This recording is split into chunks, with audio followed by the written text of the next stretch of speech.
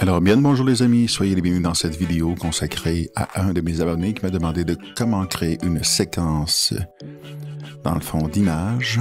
Très important d'avoir des images de la même grandeur, ça c'est la première chose à noter. Donc, exemple ici dans 1920 par 1080p, ça c'est la chose la plus importante à prendre en note. Ensuite, prenez une de ces images-là, balancez-le à droite pour pouvoir créer une séquence vidéo. Une fois fait, supprimez cette même image dans la séquence vidéo. Ce que nous voulons ici, c'est créer une séquence entière, donc une séquence automatique.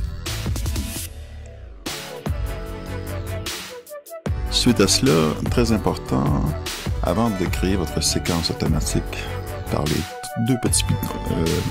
les genres de deux petits carrés dans le fond blanc-bas, c'est important d'aller dans Transition vidéo et avec le bouton droit de votre souris, de choisir, dans le fond, la transition par défaut.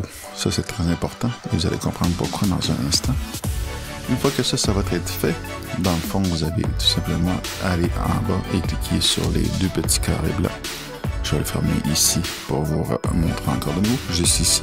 Donc, vous cliquez ici en bas et vous ouvrez, dans le fond, la possibilité de créer une séquence. Évidemment, vous devez sélectionner la totalité des images que vous voulez créer,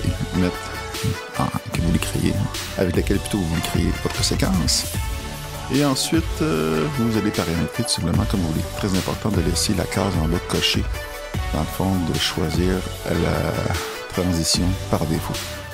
Et une fois que vous avez appuyé sur OK, voilà, votre séquence est créée avec les transitions entre chacune de vos images. Et donc, voilà. C'est aussi simple que ça. Rien de plus compliqué.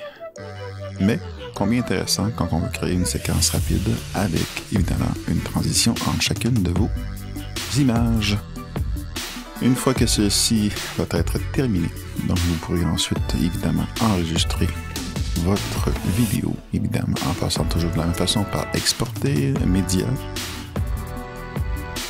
Et une fois que le chose est ouvert, vous pouvez choisir, exemple ici, H264. Choisir le type dans le fond. Ici, pour vidéo YouTube 1920 par 1080p. Important de choisir et de cocher dans le fond les deux petites cases ici pour pouvoir garder une qualité optimale de vos vidéos.